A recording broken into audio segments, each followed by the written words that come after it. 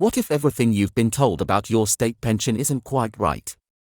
Imagine spending your whole life working hard, paying into the system, and believing that your state pension will take care of you in your retirement, only to find out that the promises you've trusted in were not all that they seemed.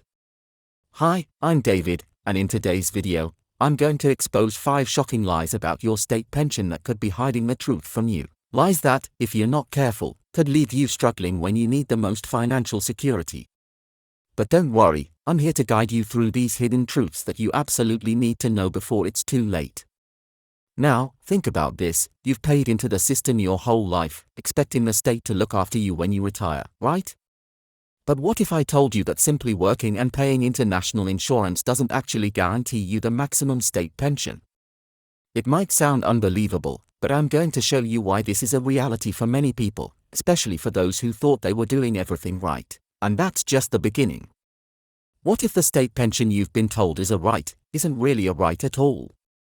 We've all been told that it's something we're entitled to, but in reality, it's more like a contributory benefit, one that can be changed by the government at any time. Could they really raise the age you can start claiming your pension again? What if your state pension is taxed more than you expect? Now, if you've been following along, you might already be wondering, what else is there that I'm not being told? That's exactly what I'll reveal today, because what you don't know could hurt you. What if your pension age changes sooner than you think? Or what if there's a significant gap between what you're expecting and what you're actually going to receive? Are you prepared to handle that shock? But wait, it gets worse. The state pension has often been sold to us as a safety net, something that will protect us in our golden years. But if it's not enough to live on, how are you going to make ends meet? And what if the pension you've been depending on is not even enough to meet basic living costs? Are you prepared to handle that financial pressure, or will you find yourself scrambling for solutions at the worst possible time? In the next few minutes, I'm going to walk you through the 5 biggest lies that have been told about the state pension. These are the myths that have been kept hidden from you, and understanding them could be the key to ensuring you have a comfortable, secure retirement. Trust me, once you hear these truths, you'll never look at your state pension the same way again. So, stick with me, and make sure you don't fall victim to these pension myths. If you're ready to learn the shocking truths, hit that like button and subscribe to my channel so you don't miss out on this crucial information. Let's get started, because you deserve to know the full story about your state pension before it's too late. The state pension in the UK is something that we all rely on as a safety net for our retirement years. It's been sold to us as a guarantee, a lifeline that we'll have after decades of hard work. But what if I told you that there are things about the state pension that most people don't know? Lies that have been perpetuated for years, some even by the government itself, that could leave you in a difficult financial situation when it's time to retire. In today's video, we're going to uncover 5 of these shocking lies and provide you with the truth so that you can plan for your future with confidence. Let's start with the first myth that's been circulating for years: you'll automatically receive the full state pension when you retire. It's something we're all led to believe, but the reality is much more complicated. The truth is, receiving the full state pension is not as straightforward as many people think. There are a number of factors that determine whether you will get the full amount, and if you haven't paid enough national insurance contributions, you may not qualify for the full pension. For example, to get the full state pension, you need to have 35 qualifying years of national insurance contributions. But many people aren't aware of this. They assume that as long as they've been working and paying national insurance, they are good to go. But what if you've had periods of unemployment, self-employment, or have been caring for a loved one?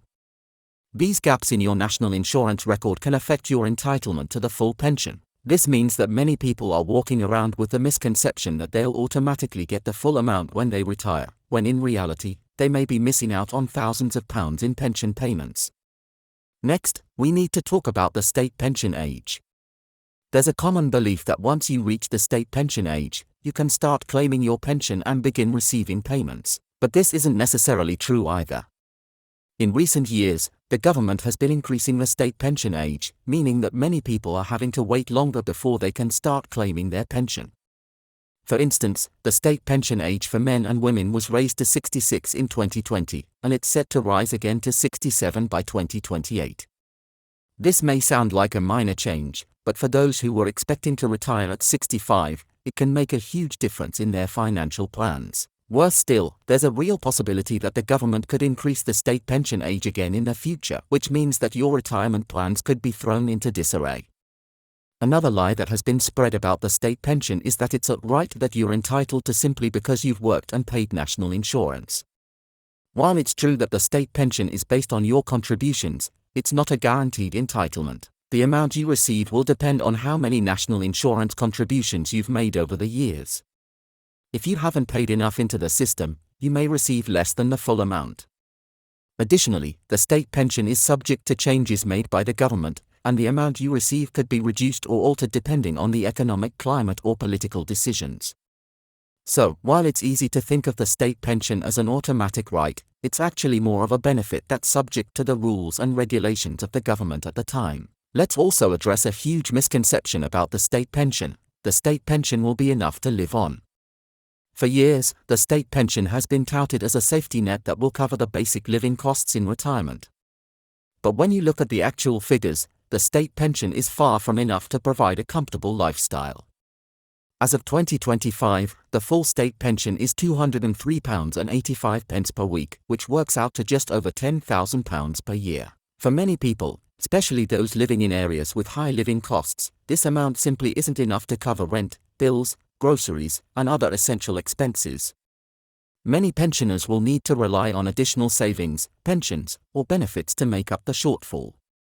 Unfortunately, this is a truth that isn't always discussed when the state pension is being marketed as the solution for retirement. Now, let's talk about the fifth and final lie that many people believe about the state pension. If you don't claim your pension immediately, it's lost forever.